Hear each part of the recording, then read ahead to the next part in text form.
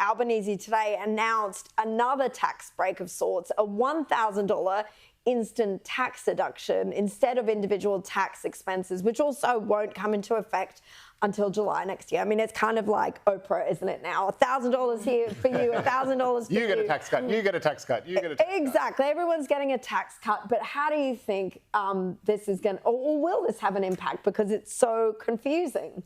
I think on an objective level, there are definitely economically and energy-wise, you're exactly right, Kelly. If they had have ran with that, I think that the coalition would have had it in the bag. In fact, if Dutton just kept his mouth shut, he probably would have had it in the bag. I'd really love to know who is advising Dutton at this point in time, because they need to be sacked. He or she, whoever it is, are doing an absolutely appalling job.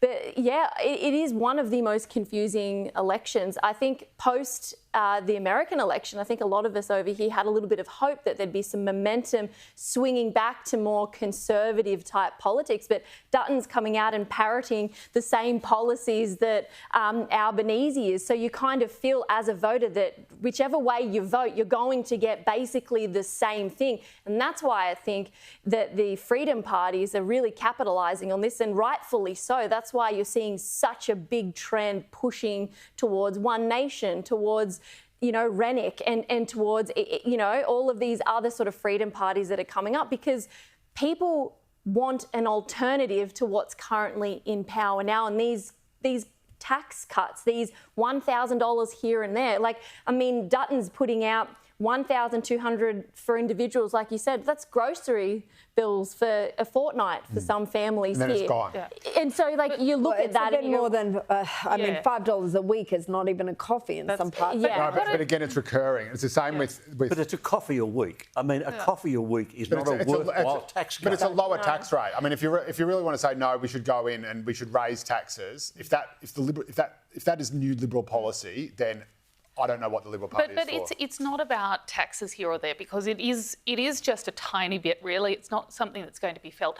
What it comes down to is that, what the parties keep on saying, and you'll hear this again and again during this campaign, this idea of hand-to-hand combat in the seats.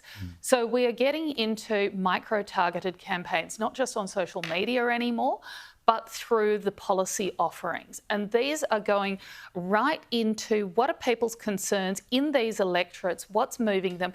And it's being influenced a lot of the time by micro campaigns around single issues as well. And that is why you're seeing something which from a high level just looks like complete nonsense, but they know exactly what they're doing. Now, is this good for the country as a whole? Well, that's another question entirely. But that is where politics is at right now, and we've got to understand that to understand why they're putting out these policies that seem so strange to us. Well, one of the issues that's affecting lots of voters in several key seats is housing. And Anthony Albanese's biggest pitch today was a new housing policy, which was aimed at helping Labor win over younger voters who are locked out of the market. Today I announced that under a Labor government, you'll be able to buy your first home with just a 5% deposit. It will be available for homes valued all the way up to the average price in every city and region. And you won't have to pay a single dollar in mortgage insurance. Our government will cover it. Now, it's said that this new policy will unlock 100,000 new homes, but only first home buyers will be eligible. They'll be able to put down a deposit on a home that's as low as 5%, as the Prime Minister pointed out, while the government will act as guarantor on up to 15% of a loan. Cost to the budget, that magic 10 billion number again. I'm not sure what it is about that. Apparently, maybe it's so round that they think we'll forget what the cost is ultimately. But before Labor had any real time to spruik this shiny new policy, in came the coalition with, well, their very own answer to the housing crisis.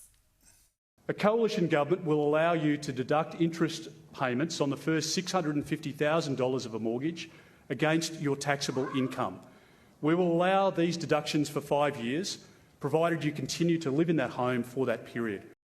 So the Dutton government is offering tax deductions for interest payments on mortgages of up to $650,000, representing savings of $11,000 a year for families. It's also means tested. It applies only to individuals earning up to $175,000 or couples on up to $250,000.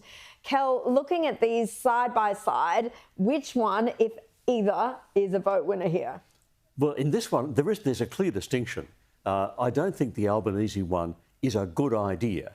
His big push is to get more new home buyers buying more homes. He wants to increase demand. When he says he's going to produce 10,000 homes, I don't think anyone believes him. This is the same man who promised us 1.2... It's 100,000, yes. Yeah, 100,000 homes. He promised us 1.2 million over 5 years. He's miles behind on that. We know that the tradesmen don't exist. We know that they're a supply chain. He can't deliver all the homes. All he can do is increase demand.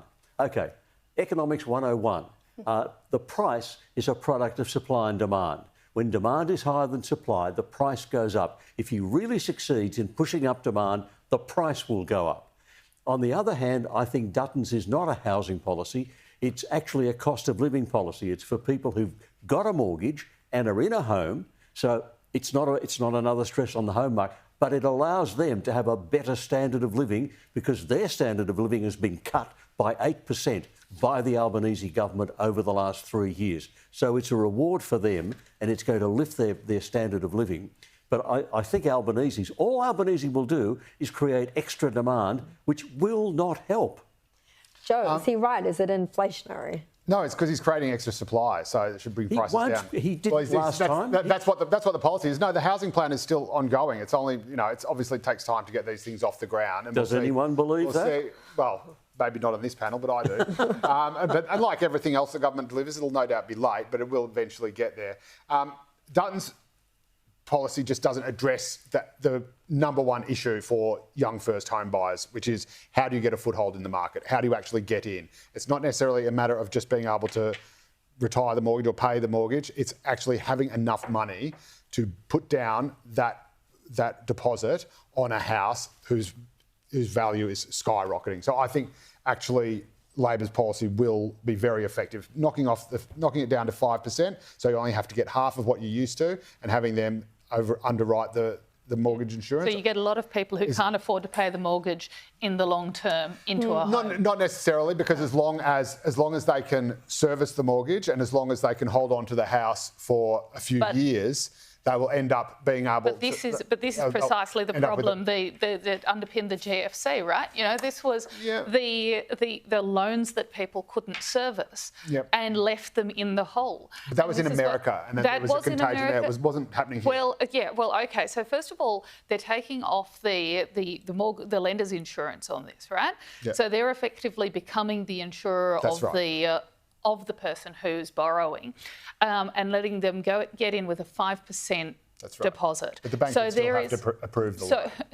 Yeah, right. So OK, so the bank has an issue here. Yeah, I mean, I don't know how many banks are going to be approving these loans, because if you look at somebody like that, they've with all the best will in the world, I want them to be in a house. We all want them to be in a house. But is it responsible or wise to put them in a situation of taking out and having to service a loan which they can't at the moment afford the basics of? But this is what I'm saying. I think most people would be able to afford to service a mortgage. It is the difficulty is actually getting into the market in the first place. It is saving up enough money for that deposit. And again, you could say the same thing about John Howard's first home buyers scheme. I mean, John Howard's government ended up adding an extra $20,000 or something or more, I think, for first home buyers who were eligible. And people just said, well, that just made the price of houses go up because it increased demand so much. But what it also did was ensure that more people could actually get into those homes in the first place. So yes, maybe the prices didn't come down, but it meant that they were able to get into the housing market and start paying off the mortgage.